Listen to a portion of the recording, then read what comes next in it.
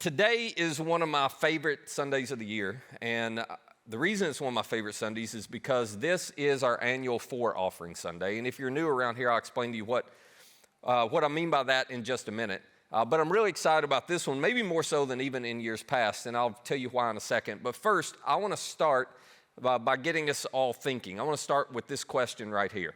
Is it possible to be good without doing good? Is it possible to be good without doing good? In other words, is it possible to be somebody who stays out of trouble, but you don't really ever help anybody in trouble? The truth of the matter is, I think if most of us were honest, is we wish this were possible. We hope this is possible. Some of us have convinced ourselves it's possible. We all want to feel like it's possible because this is a lot easier. It's a lot easier to just make sure I'm being a good person and I'm not really too worried about doing too much good. I just want to be a good person. And so a lot of us, even those of us who are Christians, try to separate these two things out and go, okay, well, I'm good here, so I'm good. I'm good. And if you're not a Christian or you're not a church person, this is one of the problems you have with us, and it's very legitimate. I wouldn't argue with you on it. One of the problems you have with us is that we Christians seem to be so focused on being good, but you rarely ever see us doing good, at least doing good in a significant way, doing good in a way that the average American doesn't do. You rarely see that. Or to take it a step further, if I'm being totally transparent, we Christians have an incredible ability to point out problems that we see in everybody else, but never bring solutions, to point out problems we see in our communities, but never bring solutions. And if that bothers you and you just want to say there's so much hypocrisy in that, I can't even listen to anything you're saying because of it, you are absolutely right in all of that. The thing that might be surprising to you is if somebody had walked up to Jesus and said, hey, Jesus, you can be a good person without doing a lot of good stuff. Jesus would have said, no way. That kind of good is good for nothing. He would have agreed with those of you who see the hypocrisy in all of that. And the reason I know that is because when he was on this earth in the first century, who is the group of people that he had more tension with than anyone else? Well, it was the Jewish religious leaders. These Jewish religious leaders, their entire job was to be good. This is all they focused on. They were the be-gooders in their community. They were the people who want everybody to look at them and go, well, there's the role model. That's how we all ought to be. We could never be that good, but wow, I don't know how they do it. They wanted to be admired for being good. They wanted to set the example for being good, but they actually did very little good. As a matter of fact, they did way more harm than good, and Jesus would often call them out on it, and as a result of that, they got so infuriated with Jesus, they wanted to have him killed. Now, if you know much about the story, eventually they did help orchestrate the crucifixion of Jesus, but it took them forever to get to that point. They wanted to put an end to him way before that. Their problem was he was so popular with the crowd that they were scared to do anything to him. They were scared to come after him. And so they tried to figure out ways to trap Jesus into saying something that was going to turn the crowd against him so it would give them the freedom to get him. And it was all because he kept calling them out for being people who claimed to be good, and yet they did very little, if any, good. And so they were always trying to trap him. I want to show you today one occasion that Luke tells us about where this happened.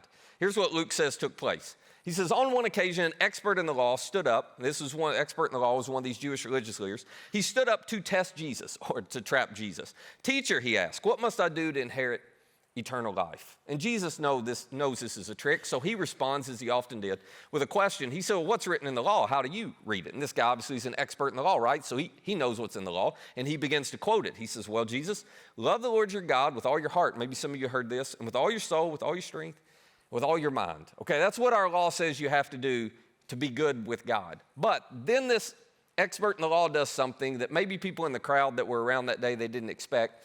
He's been listening to Jesus, and he knows that when Jesus talks about this, when he's been asked this question before, that Jesus took this idea from the Jewish law, but he connected it to another idea in the Jewish law, and he put them together, and he said they were on equal footing, that they both were required. And so, probably with a little bit of a smirk, when he gets done quoting this, he says, and Jesus, you should love your neighbor as yourself, which is the part that Jesus had connected or added to it. And I think Jesus, with a smile on his face, just looks back at the guy and says, you've been listening. Okay, all right, so you've answered correctly. Do this and you will live.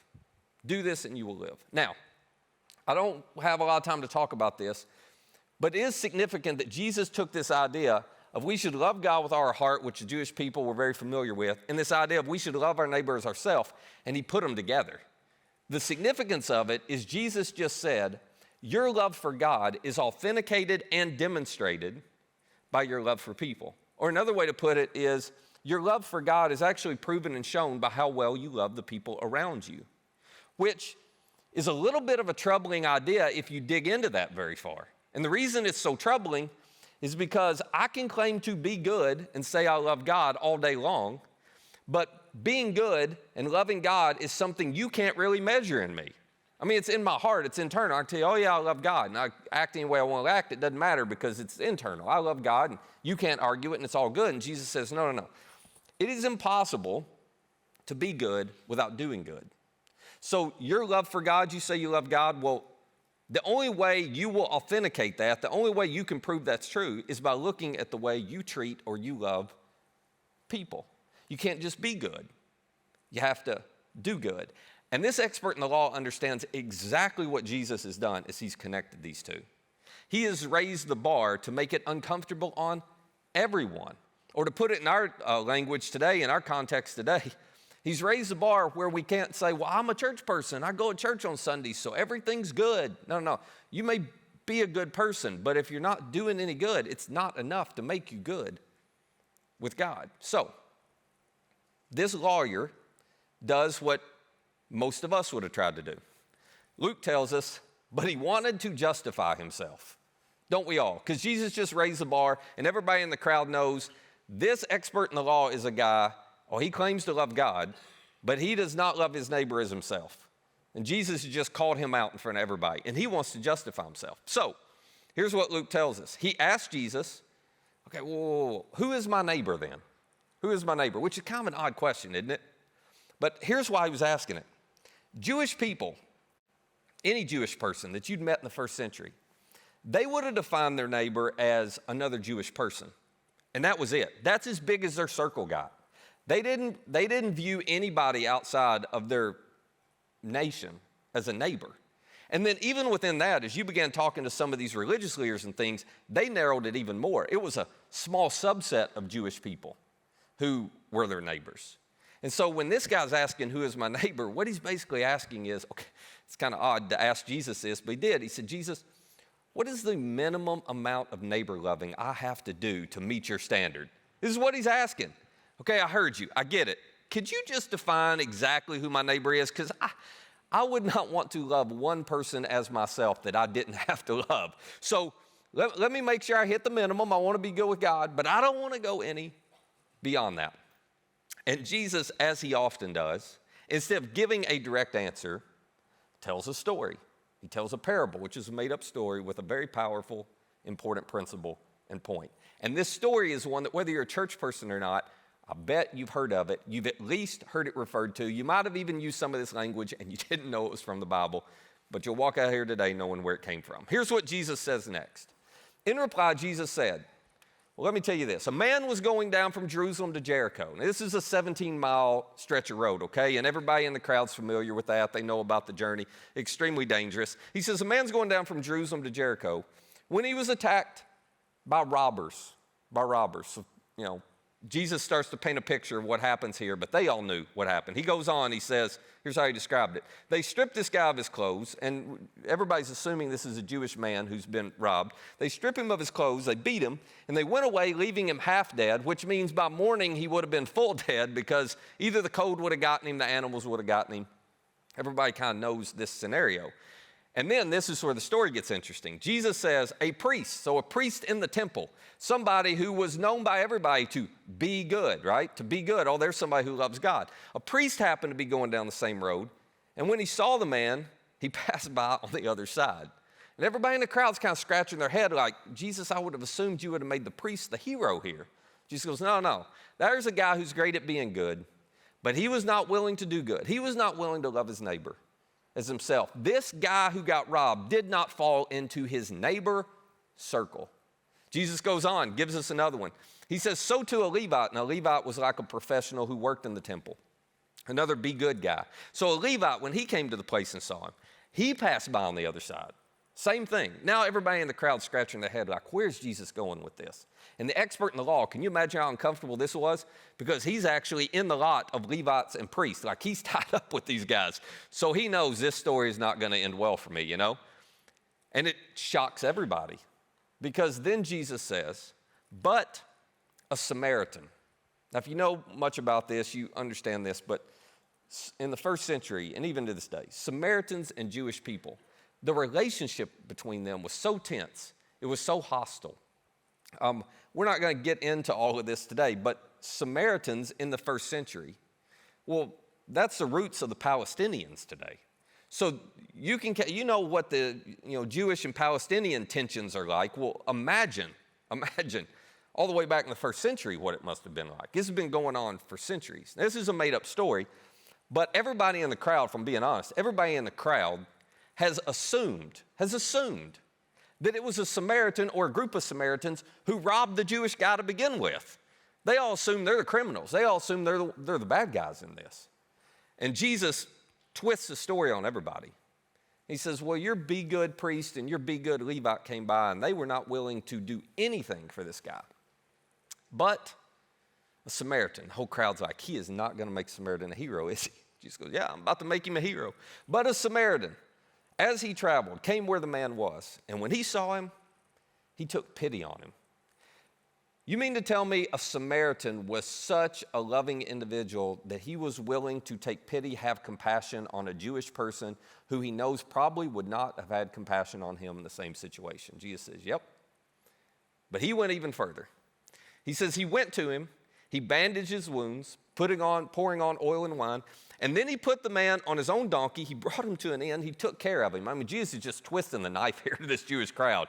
It's like, are you kidding me? Then he goes on. He says the next day, he's going the extra mile. The next day, he took out 2 denarii, gave them to the innkeeper, and listen to this. He looks at the innkeeper and he says, look after him, and when I return, I will reimburse you for any extra expense you might have had. So Jesus says this Samaritan just goes above and beyond to love his neighbor, his Jewish neighbor, as himself. And now the whole crowd is silent. And my guess is, the expert in the law has just hung his head at this point because he knows this story is not going to end well for me. And Jesus asked the question that was so important for them, and it is so important for us. Jesus said, which of these 3 do you think was a neighbor to the man who fell into the hands of robbers? Because you know what Jesus had just done with one story of a good Samaritan? He had redefined neighbor forever. He redefined neighbor to be everybody from every nation and every generation. Jesus just took their idea of neighbor. I've got my little circle here, and my neighbors fit in that circle, and I'm going to love them, but I don't have to love everybody. And Jesus said, no, you've got to expand your circle to include anyone and everyone in the world. Even Samaritans? Yep, even Samaritans. Even the people who don't vote like, yes, even the people who don't vote like you. Even the people who I think are part of the problem, yes, even the people you think are creating the problem in our community. You've got to love your neighbor as yourself, and your neighbor is anyone you lock eyes with that was created by your heavenly Father. And this expert in the law knows that he is caught. So here's his response. Which of the 3, expert in the law? And he says, well, go ahead. No, you're fine. Go ahead. The one, he says, the one who had mercy on him. It kind of makes me chuckle when I read this. He couldn't even say Samaritan. It's like, well, it's the one. It is the one who helped. It is the one who, it's the one who helped. It's like, I don't want to admit it, but I can't deny it. And then Jesus' instruction to this guy and Jesus' instruction to us is super simple. He says, okay, go and do likewise. That's it. Go and do likewise. It's not enough to know, and it's not enough to be good. You have to go and do likewise. The difference is always in the doing. Just quick aside. Sometimes people say to me, Matt, we've been around Journey for a while, and there are some things that you just seem to talk about over and over and over again. and we kind of got it. And I'm like, no, if you got it, I wouldn't keep talking about it, okay? Because it's not about knowing, it's about all of us doing. And can we be honest for a second, especially those of us who are church people? We get the knowing down thing down, and we do it for a little bit, and we think we're good, and we think we checked the box. Jesus is going, no. There's always another level of neighbor loving you can do. There's always another step of faith. There's always a little more doing that comes with following me. So his marching orders to the crowd that day and his marching orders to us are really simple. He's just saying, you're going to follow me? Okay, be the Samaritan. That's it. Just be the Samaritan. Why would Jesus say that? Well, because Jesus doesn't actually need any more admirers. Jesus doesn't even need any more prayers. Now, I've got some of your attention. Okay, I'm all for prayer. Don't come out here and say Matt doesn't believe in praying. I'm all for praying. But Jesus needs more prayers who are doers. What good would it do to walk by a guy who's, been beaten and left half dead by robbers and say, I'm so sorry, I'm praying for you, and just keep walking? That's stupid. He does not need more just prayers. He needs people who are going to do something. Jesus needs more followers who are willing to do whatever he asks them to do in order to make an impact in the world, in order to do good and ultimately change the world. Which is why, from the very beginning to this day, our goal has never been to create a church full of people who are good at being good. That is not our intent. We want to be a church of good people who do good in our communities and do good in the world so that we can change our communities and change our part of the world. That is the only kind of Jesus follower that is an authentic Jesus follower. You can't find one who focuses on being good without doing good, because you can't love God without loving people. The two are connected. So, every year about this time, for those of you who are new, I'll explain what's going on today. Every year about this time, we decide we need to practice together. You say, why do you have to do this every year? Because all it takes is 12 months for us to forget how much good we're supposed to be doing, and to just focus on, I'm a good person, so it's all good. So we have to practice all the time, but we come together as a church and practice collectively every year this time of year through what we call our annual four offering, So let me explain a couple things about this. I had a friend of mine, I was having lunch with him the other day. He's newer to our church. And he said, I don't want to ask a dumb question, but I got to ask you this. And I was like, it's not a dumb question. He said, okay, could you tell me what four means? And I was like, that's not a dumb question, but I'm an idiot because I don't explain this to you newer folks. So here's what four means. You know how for so long the church has been known for what it's against? We decided we want to be known for who we're for. That when people thought of Journey, and hopefully this becomes true of every church, but when people think of Journey, they don't think about, oh, there's a church that's against this and this and this. No, they think about there's a church that's for us. We want them to know that we are for them, because more importantly, we want them to know that God is for them. And so whenever you see for on a t-shirt, on our sign, wherever, it's branding. It is a reminder to us, oh yeah, our job is to be for people, not to be good people who do nothing for others, to be good people who are for the people around us. So every year we practice by doing this offering, and what we do is this. We take a small group of volunteers in our church who are willing to give their time to go talk to a lot of nonprofits in our communities. And they ask these nonprofits a couple of questions. They ask them, well, what would make a big difference for you? What would help you make a big difference? They try to get these nonprofits to dream. Talk about the stuff you're dreaming about doing you think would make such an impact, and you just don't have the money to do it, okay? So they talk through all that, and they vet these nonprofits. Some of you who like to do year-end giving, you're always like, I wonder if money will be used. We vet all the nonprofits to make sure financially they're sound, and they do what they say they're going to do with the money and all of that. So we get all of that done. And then we don't make any promises, but that team comes back to us. They did this year, and they said, okay, here's everything we learned. And they talked through all the different projects that these nonprofits are dreaming about doing, and they don't have the funds to do. And then we decide which ones we think we might be able to fund that would make a big difference. And then we take up an offering, and you can start giving today all the way through this month. We give every single penny of it away. Every single penny of it away goes to help individuals in our community, help these nonprofits, help fund all of these projects. We don't keep any of it. it all gets dispersed outside. And so all I mean by that is we're not keeping money to, make sure things happen on Sunday. We're not using money for our ministry stuff internally. It all goes outside. And so they came back this year, and I'll tell you, I may be more excited about this year than I have ever been about any list, not because it hasn't been great in other years, but because the projects they brought back this year could have such a huge impact on our communities. And so what I want to do over the next couple minutes is I want to walk you through the projects we hope to fund this year. And then, if you haven't figured it out yet, I'm going to ask for your money at the end, okay? So I'm just being upfront. This is where we're going.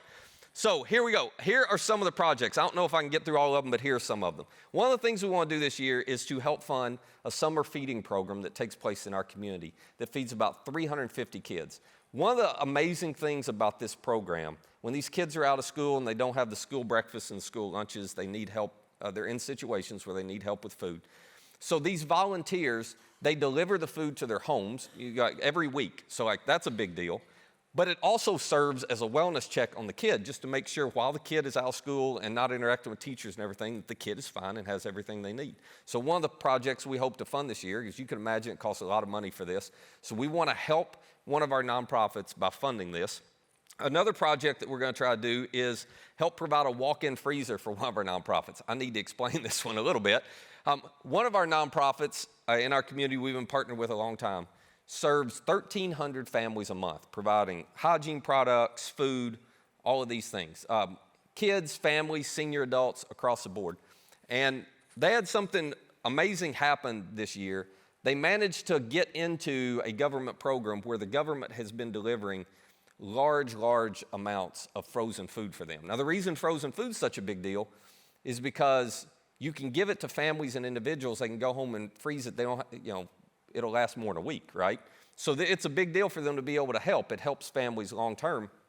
Problem was they didn't have enough freezer space to be able to hold all of this food.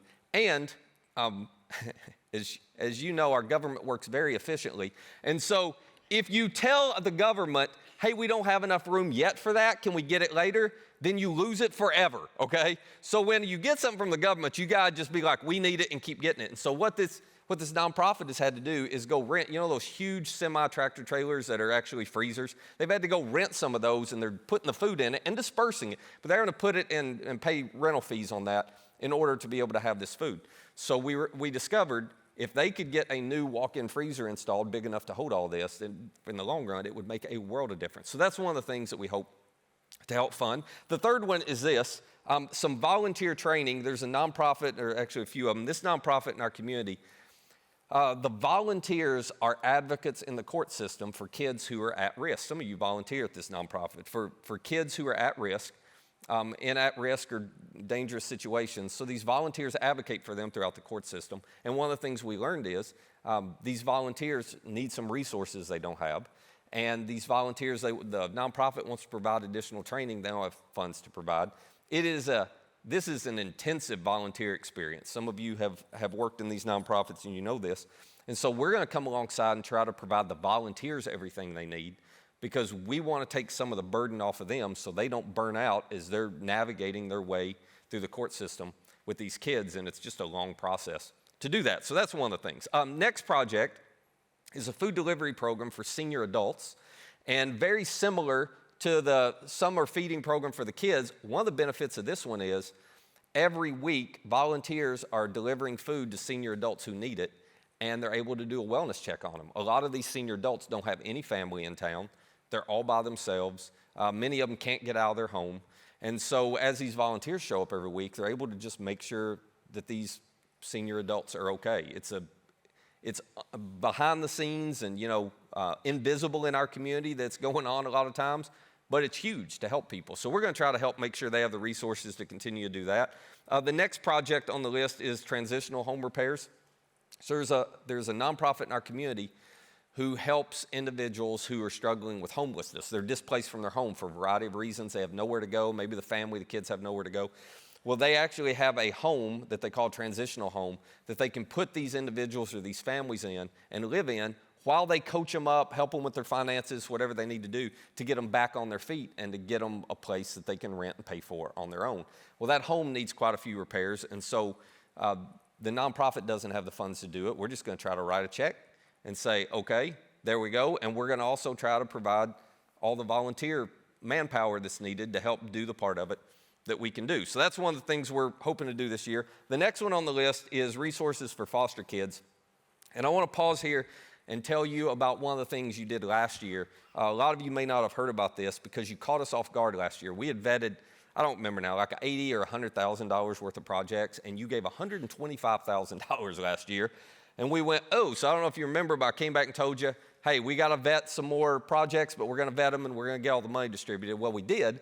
And one of the nonprofits we found that we didn't even know existed at the start was a nonprofit called Partners in Care Foster Closet. And we partnered up with them. What they do is they provide clothes, they provide, I'm going to get this wrong, there's a lot more than this, but bedding, dressers, you name it, like whatever you would need. Foster families can come in and they can, in essence, shop for free and get whatever they need. The problem was this nonprofit was losing the place where they had all their stuff, and they've got a ton of stuff for families. And so they needed to find a place. Because of you, we were able to help them find a place, and we were able to, with some volunteer help, we partnered up with Hope and Murray on this with some volunteer help. A lot of you are a part of that. You renovated this place for them. I want to show you one of the pictures of the place right here. So this is just one of the rooms, but look at all these clothes. So we came in. I say we. I did not. I don't know where John is. John's like, there ain't no we. John Fuquay and his team came in. He called me at the end and said, come look at it, Matt. It looks amazing. John and his team, folks at Hope and Murray, came in. They fixed the walls, painted all the walls, put down new flooring. Because of what you gave, we were able to pay for all of this, and then they volunteered all of their time to get it done. They did a ton of work in here. It is an incredible space now. They have served, I believe they've served, so far as of in October, they've served 156 kids in 74 different families, something like that. I may get it wrong. Part of the thing that was so funny to me about this whole deal is the lady who started this nonprofit and runs it has been coming to our church and had never said a word to us about it. And I said to her, hey, you notice we give away big checks every year to nonprofits. And she's like, yeah, I didn't want to bother him. You know, it's like, so this has been an incredible thing, and we're going to provide some resources for them again to help foster families. And if you want to volunteer and get involved here, I'm about to embarrass her, but Michelle Tebbs is sitting right down here, and she runs that thing. Yeah, give it up for her.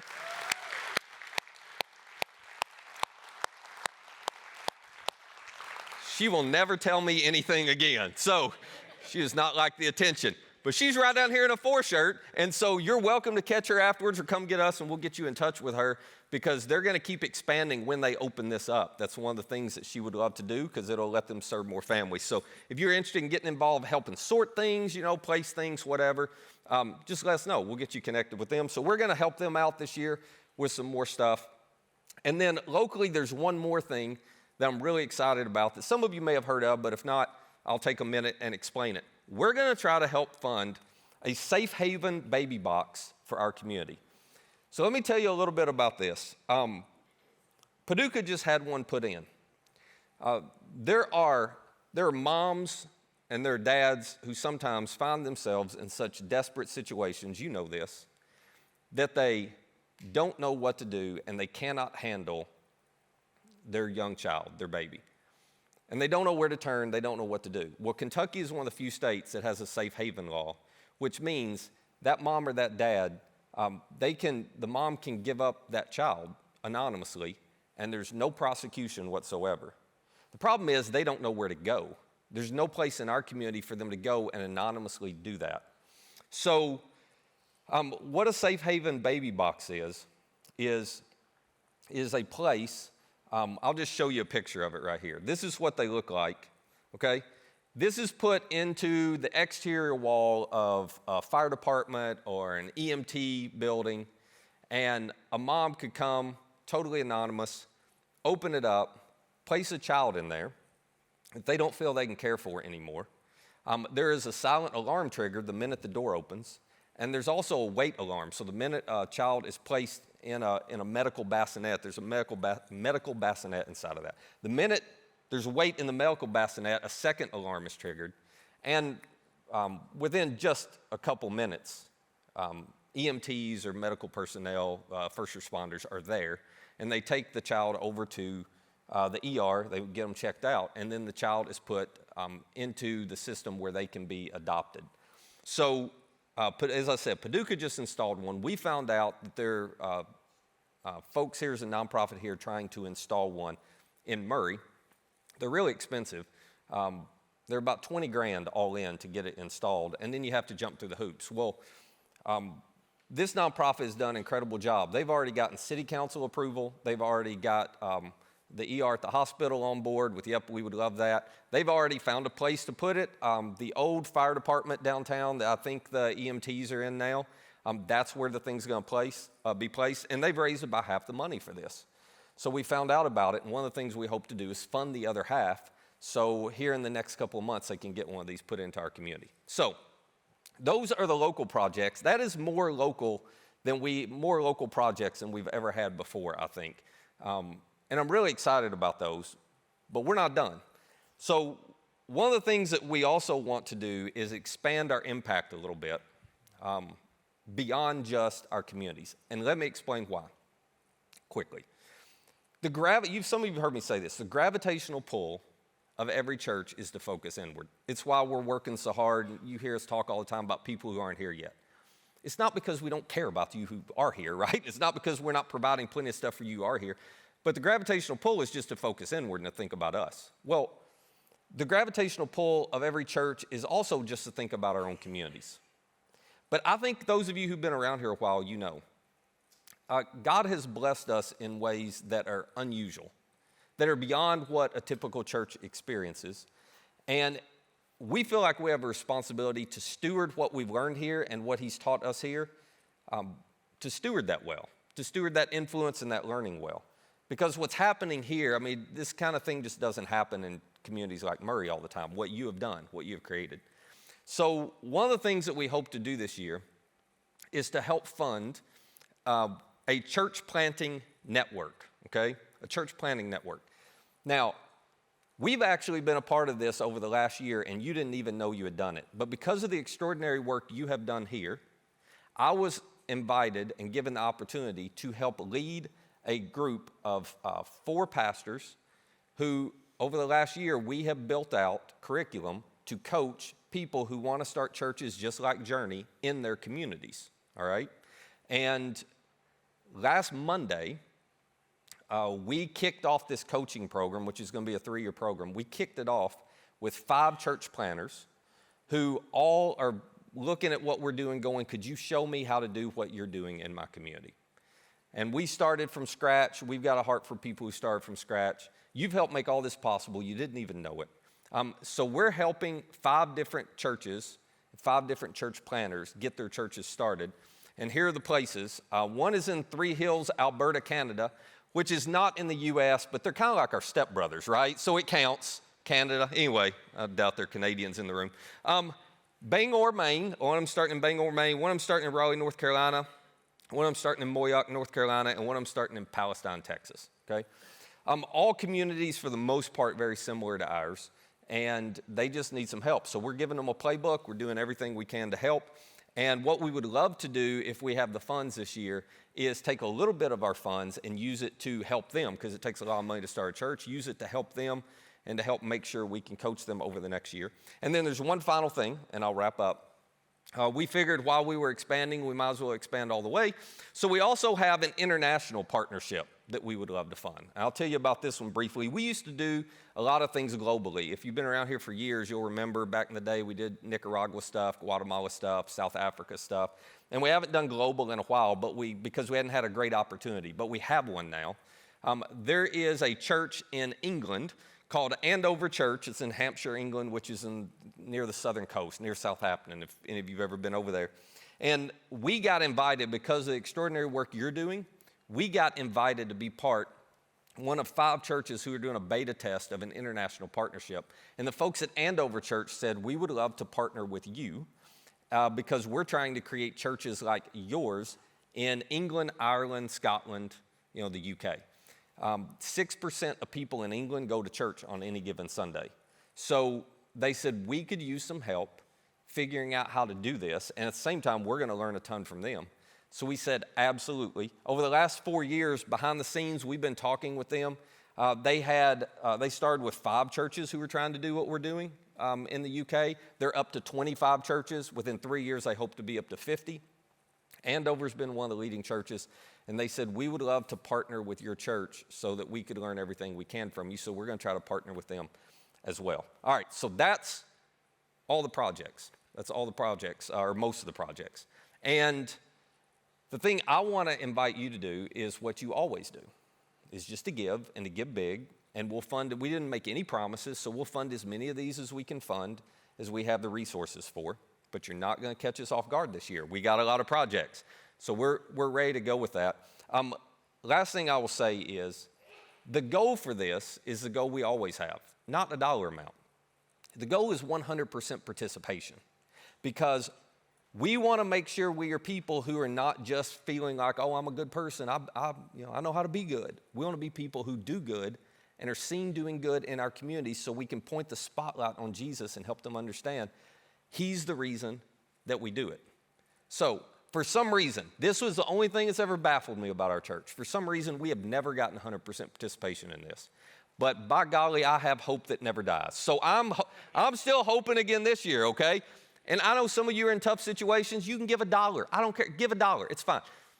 But I don't know why everybody, you first-timers, we never ask for money, but you're here on the wrong Sunday. First-timers, jump in. All right. We ain't keeping any of the money. I don't know why you wouldn't want to give to this. People who aren't even Christians, I don't know why you wouldn't want to give to this. I'm just looking for 100% participation, okay? And here's how you can give. There are a couple different ways. However you give, just select the annual 4 offering fund. You can go to our app. You can scan the QR code in the back of your seat. You can give digitally. You can go to givejourney.com. You can give digitally. You can write a check, drop it in one of the boxes on the left as soon as you exit the first doors. Just write annual 4 offering or 4, just write something on it so we know what it's for. You can give cash, stick it in an envelope, do something to let us know it's for. I don't care how you give. I just want us all to give, because the impact we could make would be tremendous. And people in our communities need to see us not just being good. They need to see us doing good. They need to see us being the Samaritan. And Journey folks, we have a responsibility, do we not? I mean, look around at everything God's doing here and what He's done for us come on. We have a responsibility to be open-handed with what God's given us and help others with it. So there's no prayer at the end today. There is a simple command to go give big, okay? Y'all have a great week. We'll see you next Sunday.